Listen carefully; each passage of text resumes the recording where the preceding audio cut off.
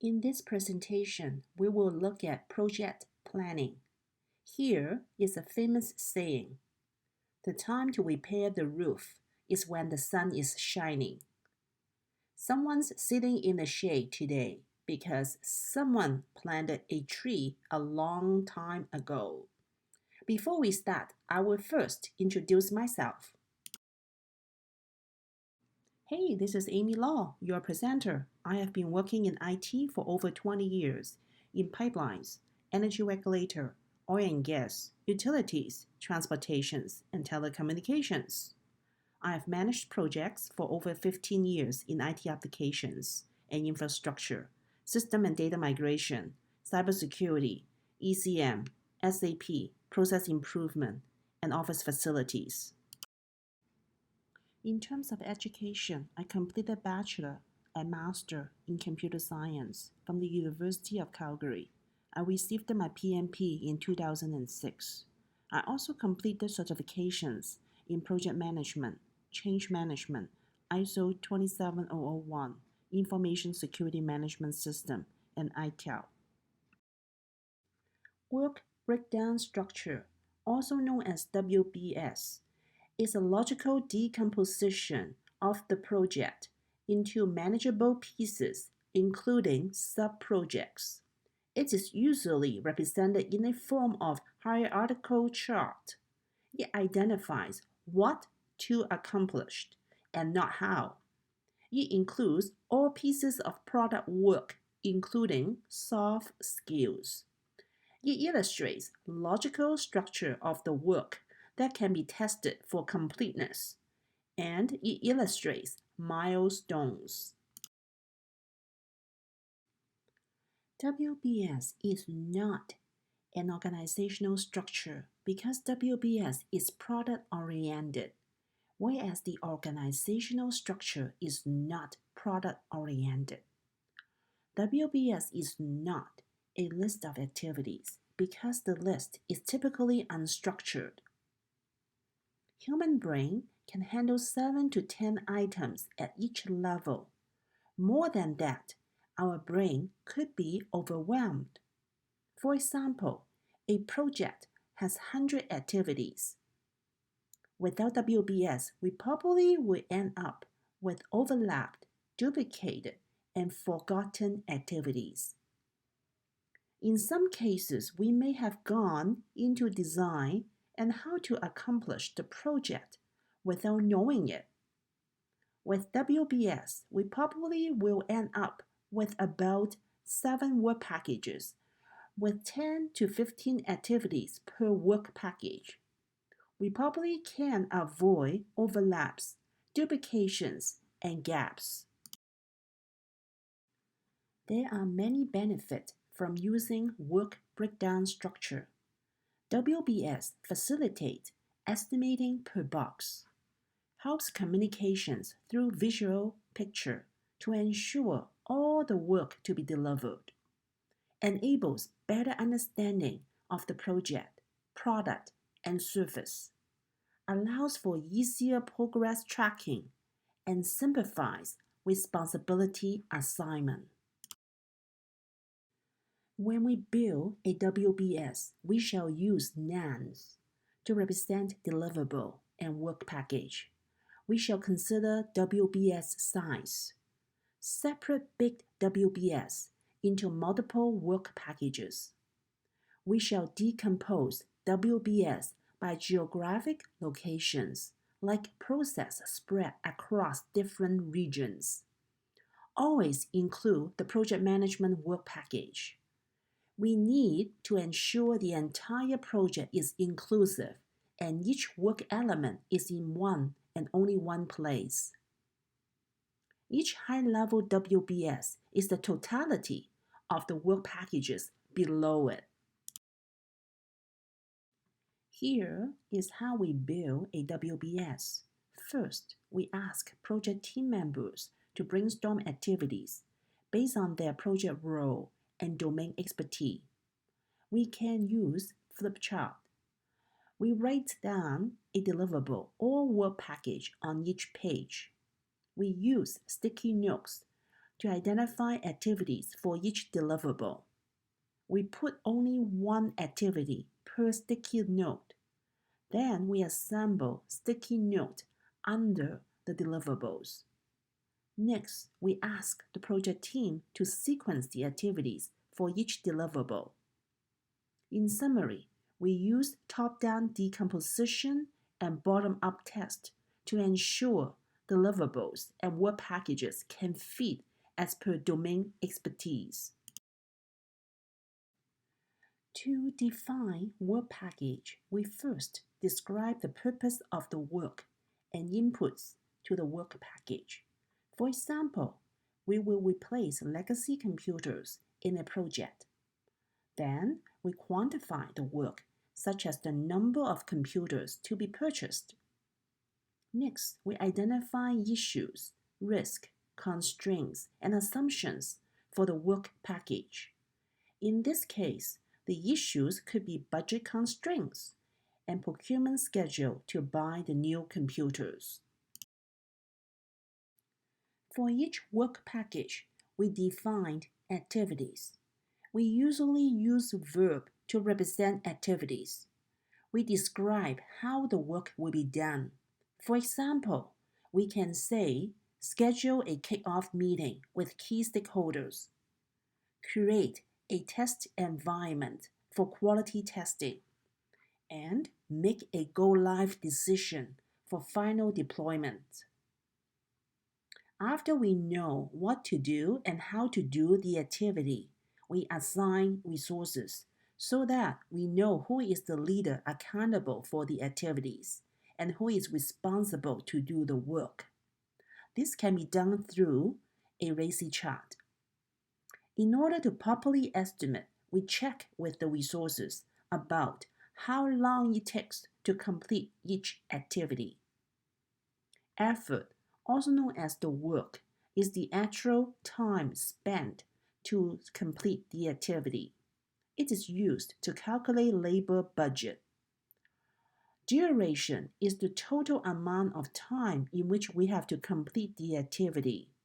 It is used to determine project schedule.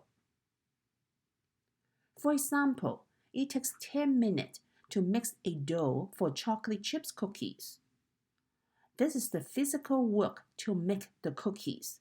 However, the baking activity can take up to 45 minutes to prepare the cookie dough, preheat oven, actual baking, and final cool down before we can enjoy the cookies. The estimated duration should not exceed the update period. For example, the update period is every Monday, and so the estimated duration should be less than 5 days. We should identify the estimate from more than one person, and we should review the activities' dependencies. We shall define rules for non-productive time. For example, staff are entitled to vacation and holidays, which are not productive time. Similarly, people can take afternoon breaks and attend corporate meetings, which again are not productive time. Therefore, it is important to agree on the types of the non-productive time. It is a good idea to consider productive time is constrained to 7 hours per day. Contingencies are required to put insurance aside as part of the risk management. Good estimation support decision-making, resource allocation, and ability to monitor it. It creates expectations. Here are the duration dependencies. Finish to start is a logical relationship in which a successor activity cannot start until a predecessor activity has finished. This is considered a natural dependency. Start to start is a logical relationship in which a successor activity cannot start until a predecessor activity has started. Start to finished is a logical relationship in which a successor activity cannot finish until a predecessor activity has started. Finished to finished is a logical relationship in which a successor activity cannot finish until a predecessor activity has finished. Here is a work breakdown structure, WBS. The top level is the project goal. The second level is the project objectives. The third level is the project deliverables and activities. For example, we have a project with 3 work packages, including project management, training, and IT.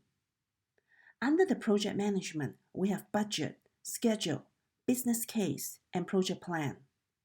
Under the training, we have communications, training materials, and classes. Under the IT, we have application, database, server, desktop, and headset.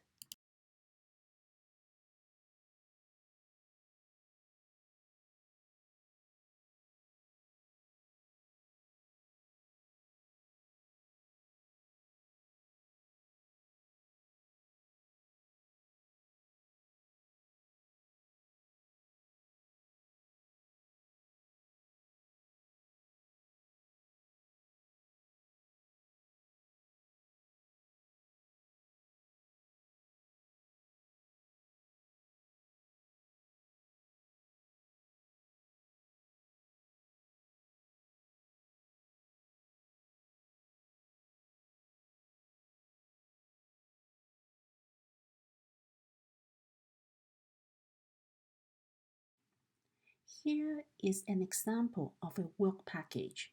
It has project name, work package name, work package leader, and team members. It also has date when the work package was created, WBS number, and version number. It has work package description, assumptions, risk, and issues. It has a table containing all activities associated to the work package. Each activity has assigned resources, estimate like effort and duration in days, and budget. The schedule is associated to duration and relationship between activities. Last but not least, it has estimate to complete, ETC. It is the expected remaining cost to complete the project.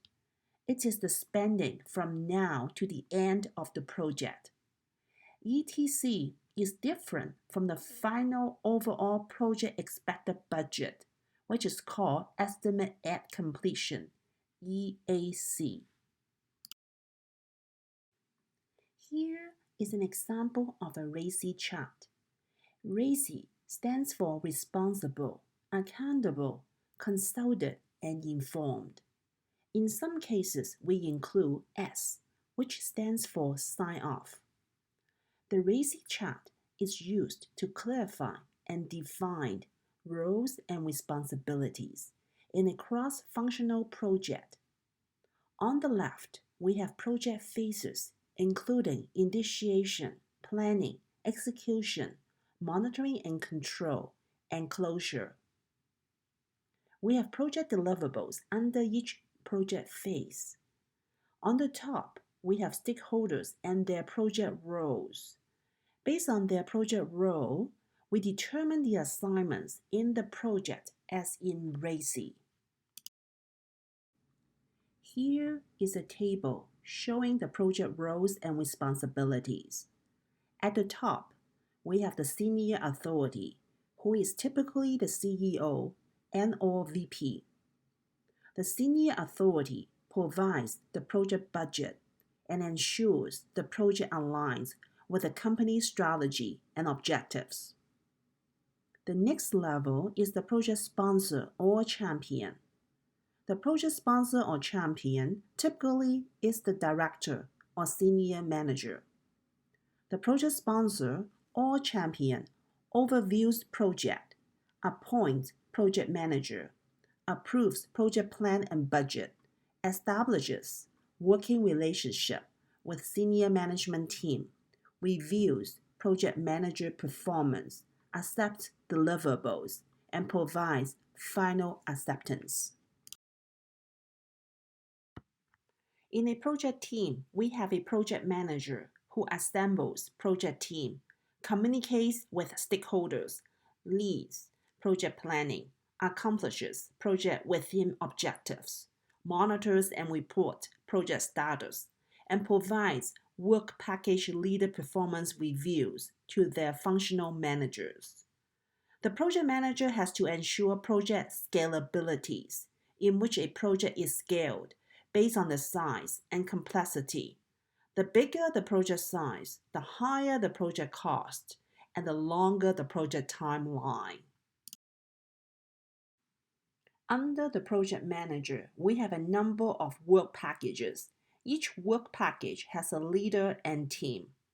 The work package leader understands the work requirements and expectation, plans work packages and activities with the project manager, assembles work package team, accomplishes work packages and activities within planned time, cost, and deliverables, and keeps their own functional manager informed.